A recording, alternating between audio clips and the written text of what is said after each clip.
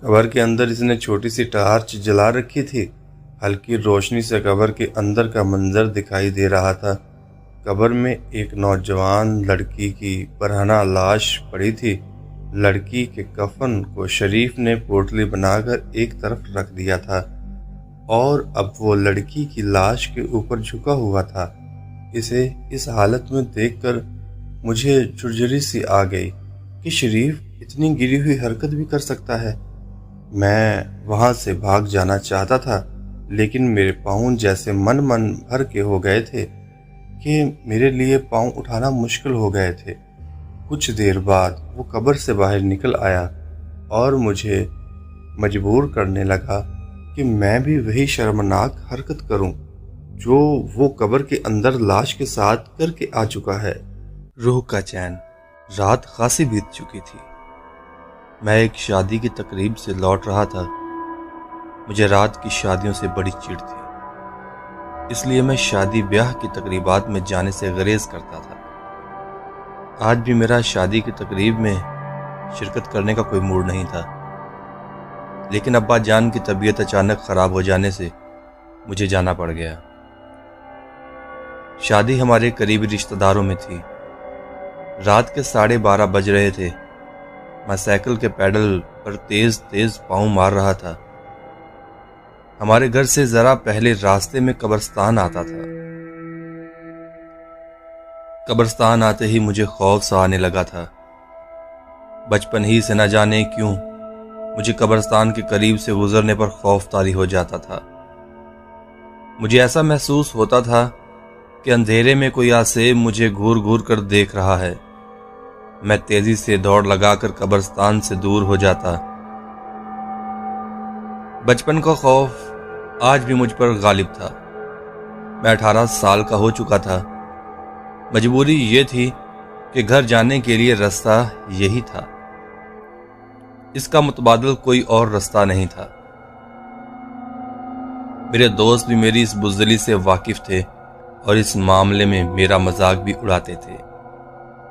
میں خاموشی سے ان کا مذاق برداشت کرتا، لیکن اپنے خوف پر کبھی قابو نہ پا سکا۔ گورکنوں کے چھوٹے چھوٹے بچے اکثر رات کے وقت قبرستان میں ایسے گھومتے پھرتے رہتے تھے جیسے وہ قبرستان میں نہیں کسی پارک میں گھوم رہے ہوں۔ قبرستان کے آتے ہی میرے ذہن پر خوف طاری ہو گیا۔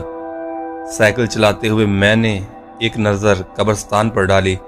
قبرستان میں کسی بزرگ کا مزار بنا ہوا تھا، جہاں ایک بلب روشن تھا۔ بلب کی روشنی میں قریب کی چیزیں صاف دکھائی دے رہی تھیں۔ مزار سے چند قدم دور نصیر کھڑا تھا۔ نصیر کو دیکھ کر مجھے ایک جھٹکا سا لگا کہ وہ اس وقت قبرستان میں کیا کر رہا ہے، حالانکہ اس کا گھر قبرستان سے بہت دور تھا۔ ایک لمحے کے لیے میرا خوف جاتا رہا اور میں ایک درخت کے پاس سائیکل کھڑی کر کے اس کی جانب لپکا۔ نصیر، میں نے زور سے آواز لگائی۔ سناٹے میں میری آواز بہت تیز گونجی تھی۔ میرا خیال تھا کہ وہ میری آواز سن کر میری طرف لپکے گا، لیکن اس نے مخالف سمت میں دوڑ لگا دی۔ میں بھی تیزی سے اس کی طرف لپکا۔ مجھے قبروں کو پھلانگتا دیکھ کر وہ بھی اور تیز ہو گیا۔ پھر اچانک وہ غائب ہو گیا۔ میں نے اس کو بہت تلاش کیا، لیکن اس کا کچھ پتہ نہیں چلا کہ وہ کدھر گیا۔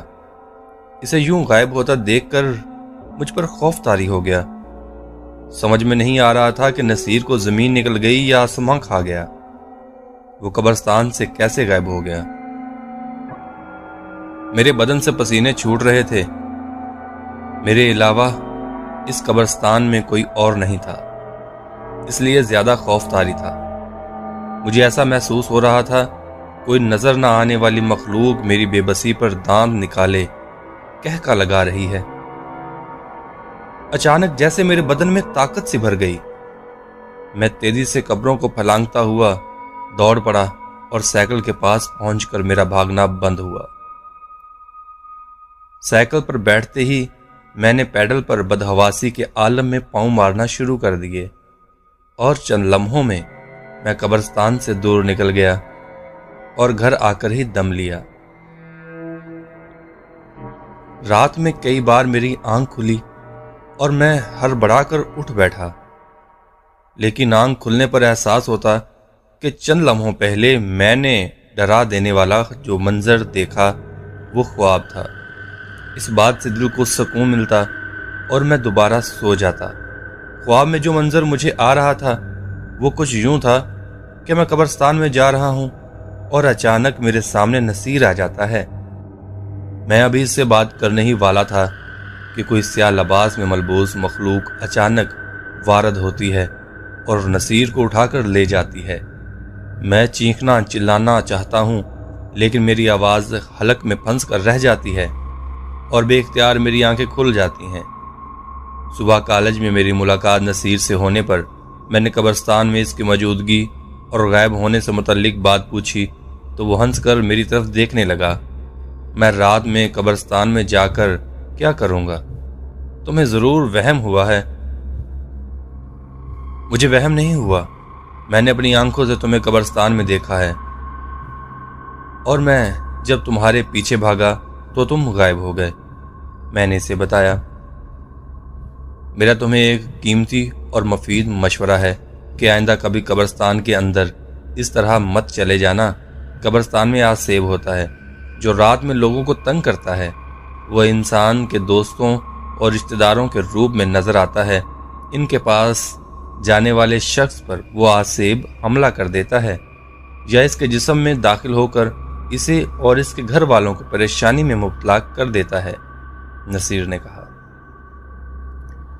ہاں نصیر سچ کہہ رہا ہے، فرحان بیچ میں بول پڑا۔ ہمارے پڑوسی مرزا ندیم کی لڑکی پر آسیب آ گیا تھا۔ آسیب کے باعث اس نے گھر میں توڑ پھوڑ مچا دی، کبھی کسی کو اٹھا کر دیوار پر دے مارتی تھی۔ سب گھر والے پریشان ہو گئے۔ اتنی کمزور اور نازک لڑکی میں اتنی طاقت کہاں سے آ گئی ہے جو وہ اتنی طاقتور ہو گئی ہے کہ اپنے سے بھاری بھاری سامان اور انسانوں کو اس طرح پھینک رہی ہے جیسے کوئی کھلونا پھینک رہی ہو۔ ممکن ہے آیا ہو، میں نے کہا۔ میں ان سے اس وقت کہہ بھی سکتا تھا۔ نصیر کو میں نے خاصے فاصلے سے دیکھا تھا۔ یہ بھی ہو سکتا تھا کہ میرا وہم ہو، وہاں کوئی بھی نہ ہو۔ نصیر کا رات کے 12:30 بجے قبرستان میں کیا کام ہو سکتا تھا؟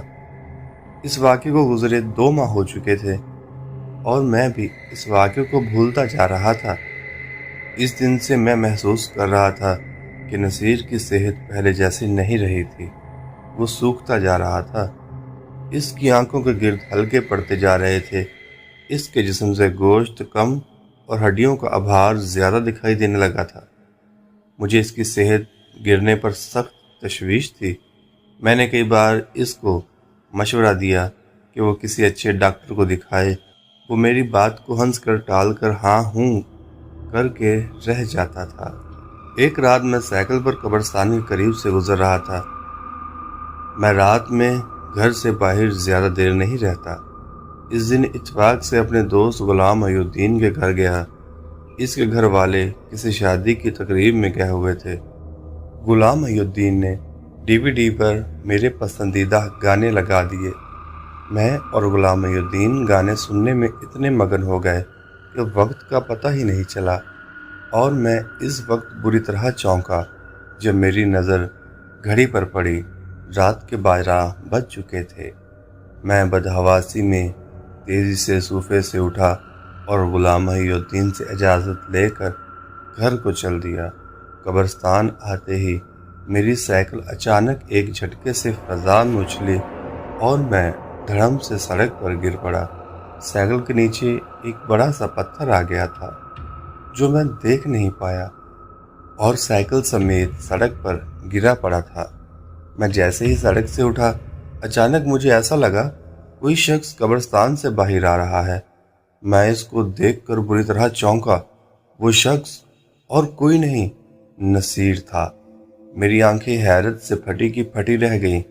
اس کی آنکھیں آگ کا شعلہ لگ رہی تھی۔ آنکھیں کھلی ہونے کے باوجود وہ ایسے چل رہا تھا کہ جیسے نیند میں چل رہا ہو۔ नसीर, नसीर, ठहरो, मेरी बात सुनो। मैंने बेसाख्ता इसे पुकारा, मगर नसीर चलता हुआ मेरे पास से गुजर कर इस तरह जाने लगा जैसे इसने मेरी आवाज़ सुनी ही ना हो। मैंने इसका कंधा पकड़कर इसको झटका दिया। वो ऐसे चौंका जैसे मैंने इसे नींद से बेदार कर दिया। वो गुस्से से घूर कर मुझे देखने लगा। नसीर, ऐसे क्या देख रहे हो? मैं तुम्हारा दोस्त हूँ, मैंने इसे हैरत से देखते हुए कहा।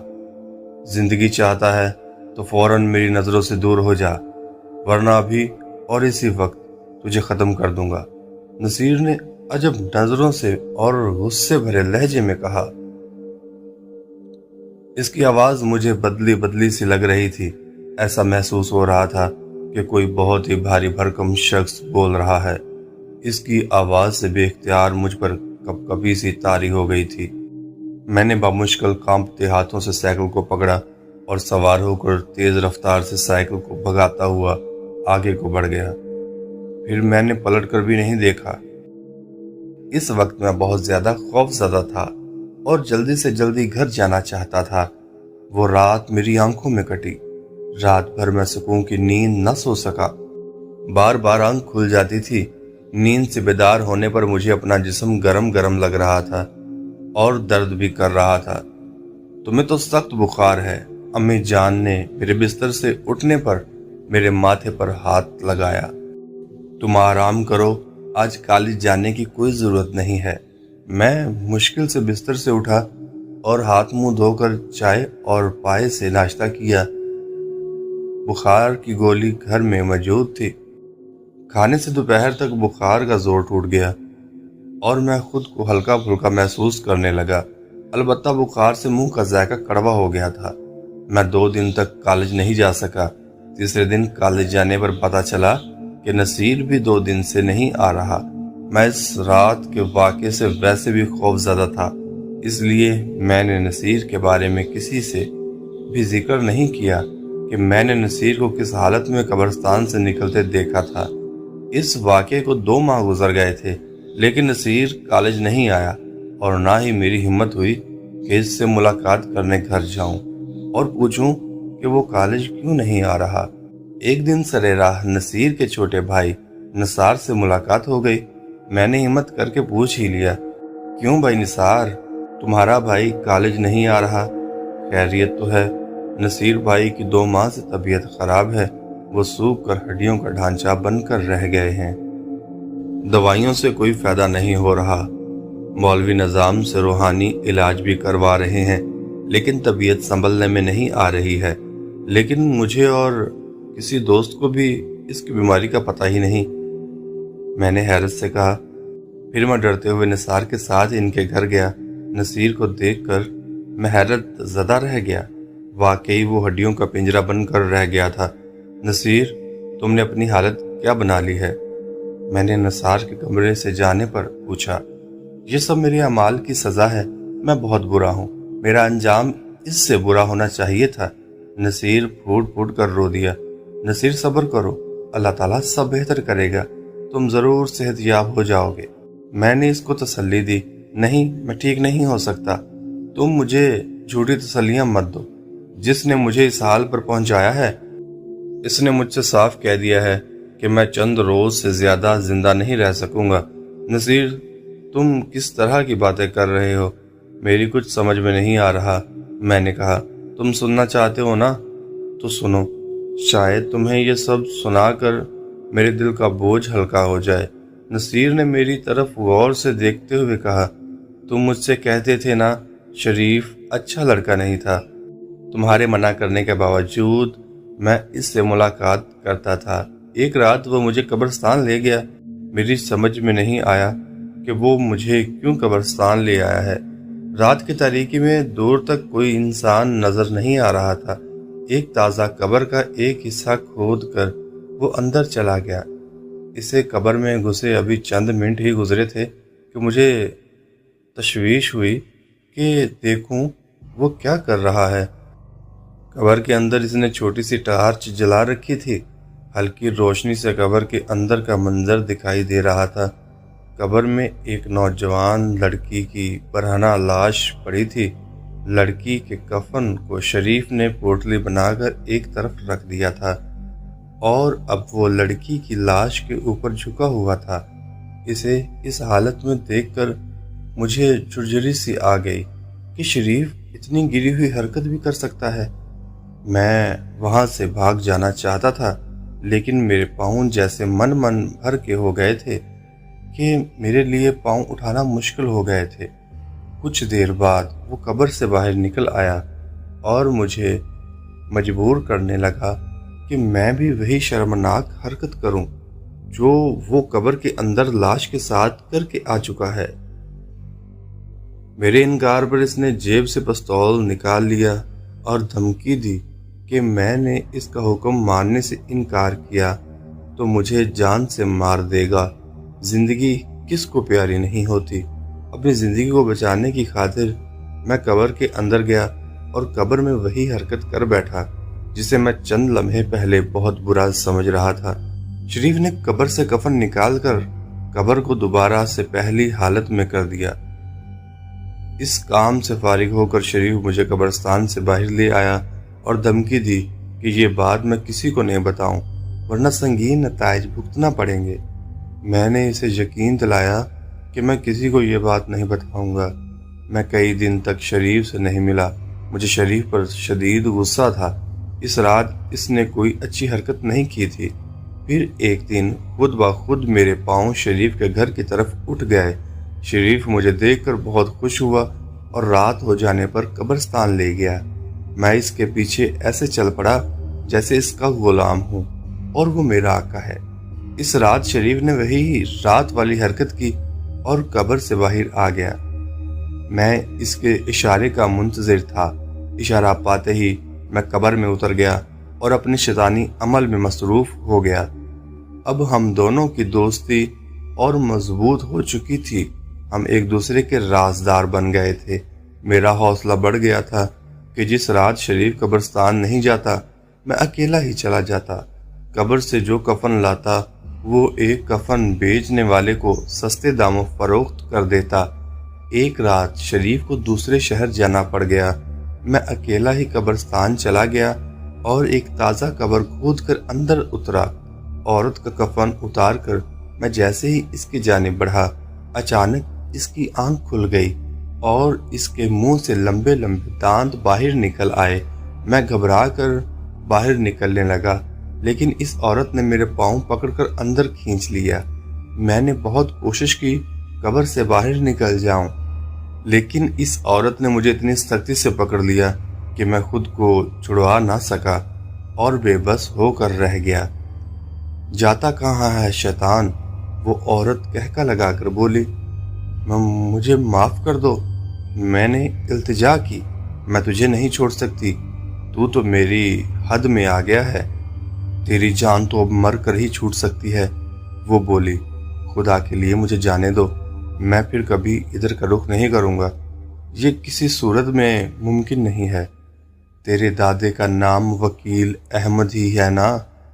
ہاں، لیکن انہیں کیسے جانتی ہو؟ میں نے چونک کر پوچھا۔ بہت پرانا قصہ ہے۔ میں تیرے دادا کے گھر نوکری کرتی تھی۔ ایک دن گھر والے کہیں گئے ہوئے تھے۔ تیرے دادا اور ان کے چند دوست گھر میں شراب میں دھت بیٹھے تھے۔ مجھے گھر میں داخل ہوتا دیکھ کر تیرا دادا مجھ پر بھیڑیوں کی طرح ٹوٹ پڑا۔ وہ مجھے نوچتا گھسوٹتا رہا۔ میری سانسیں اکھڑنے لگیں تو اسے ہوش آیا، لیکن اس وقت تک دیر ہو چکی تھی۔ مرتے مرتے میں نے دل میں عہد کیا تھا کہ جب تک وکیل احمد اور اس کے گھر کے فرد سے اپنا انتقام نہ لے لوں، اس وقت تک میری روح کو قرار نہیں آئے گا۔ تو جب قبر میں اترا تو میری روح خوش ہو گئی کہ میری مراد بر آنے والی ہے۔ وہ عورت بولی، لیکن یہ قبر تازہ ہے، پھر تم اس میں کیسے آ گئی؟ میں نے ڈرتے ڈرتے پوچھا۔ روحوں کے لیے کوئی کام مشکل نہیں ہوتا۔ قبر بہت پرانی ہے، صرف تیری نظر کا دھوکہ تھا۔ میرے جسم پر جو کفن تھا وہ بھی تیری نظر کا دھوکہ تھا۔ کہتے ہوئے اس نے مجھے اپنی باہوں میں دبوچ لیا۔ میں بے بس پرندے کی طرح پھڑپھڑا کر رہ گیا تھا۔ پھر مجھے کچھ ہوش نہیں رہا۔ ہوش آنے پر میں اس قبر میں اکیلا پڑا تھا، عورت غائب تھی۔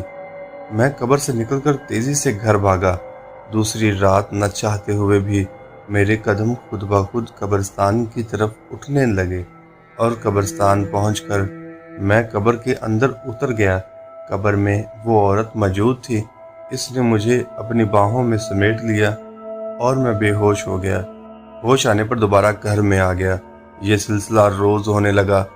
میں اب جسمانی طور پر کمزور محسوس کرنے لگا تھا۔ آہستہ آہستہ میں ہڈیوں کا پنجرہ بن کر رہ گیا۔ تم یہ بات اپنے والد کو نہ صحیح کسی دوست کو تو بتا سکتے تھے تاکہ اس کا بروقت علاج ہو جاتا۔ میں نے کہا، میں اپنا جرم اور یہ بات بتانا چاہتا تھا، لیکن میں جب بھی یہ بات کسی کو بتانا چاہتا تھا تو کوئی دکھائی نہ دینے والے ہاتھ میرے گلے کو دبانا شروع کر دیتے تھے۔ میری سانسیں رکنا شروع ہو جاتی تھی۔ میرے خاموش ہو جانے پر گلے پر ہاتھ کا دباؤ کم ہو جاتا تھا۔ پھر میں نے بہتر یہی جانا کہ یہ بات کسی کو نہ بتاؤں اور خود کو حالات کے دھارے پر چھوڑ دوں۔ نصیر نے بتایا، کیا وہ عورت درست کہہ رہی تھی؟ تمہارے دادا جان نے ایسی کوئی حرکت کی تھی؟ میں نے پوچھا۔ ہاں، میرے دادا جان کے بارے میں مشہور ہے کہ وہ بہت عیاش تھے۔ نہ جانے کتنی عورتیں ان کی ہوس کا شکار ہو کر قبرستان کی زینت بن چکی تھی۔ پیسہ ان کے پاس بہت تھا۔ پولیس رشوت لے کر کیس کو دوسرا رنگ دے کر دبا دیتی تھی۔ تم حیران ہو رہے ہو کہ میں نے تمہیں پوری تفصیل بتا دی اور میرے گلے کو وہ ہاتھ نہیں دبا رہا۔ نصیر نے کہا، ہاں، ابھی تم سے یہی کہنے والا تھا۔ میں نے کہا، میں اس قدر کمزور ہو چکا ہوں کہ خود سے چل بھی نہیں سکتا۔ مجھے کوئی پکڑ کر اٹھاتا ہے تو اٹھ پاتا ہوں۔ وہ قبر والی عورت خود یہاں آتی رہتی ہے، لیکن کسی کو نظر نہیں آتی۔ 2 دن پہلے ہی اس عورت نے مجھے بتایا تھا کہ تیرا دوست عمیر تیرے پاس آئے گا، تو اسے اپنا راز بتا دینا تاکہ دنیا والوں کو پتہ چل جائے کہ بشیرہ نے اپنا انتقام لے لیا ہے۔ نصیر نے ہانپتے ہوئے کہا۔ ایسا محسوس ہو رہا تھا کہ جیسے نصیر بہت طویل سفر کر کے آیا ہو اور تھکن سے ہانپ رہا ہو۔ نصیر، تم ہمت نہ ہارو، انشاءاللہ تم ضرور صحت یاب ہو جاؤ گے، میں نے اسے دلاسا دیا۔ عمیر، تم مجھے جھوٹے دلاسے مت دو۔ جو مولوی صاحب مجھ پر دم کرنے آتے ہیں وہ کہہ رہے تھے کہ میرے گھر والوں نے روحانی علاج کروانے میں بہت دیر کر دی ہے۔ وہ کوشش کر رہے ہیں لیکن طبیعت بہتر ہونے کی امید نظر نہیں آ رہی۔ وہ عورت بھی کہہ رہی ہے کہ میں 1 ہفتے سے زیادہ نہ جی سکوں گا۔ یہ کہتے ہوئے نصیر کی آنکھوں سے آنسو بہنا شروع ہو گئے۔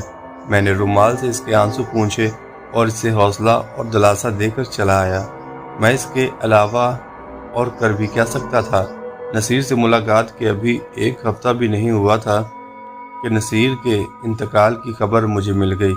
بشیرہ نے اپنا انتقام لے لیا تھا اور نصیر کو بھی اپنے گناہوں فعل کی سزا مل چکی تھی۔ بقول بشیرہ کے ایسے انتقام لینے پر اس کی روح کو سکون آ جائے گا۔ ممکن ہے ایسا ہو جائے۔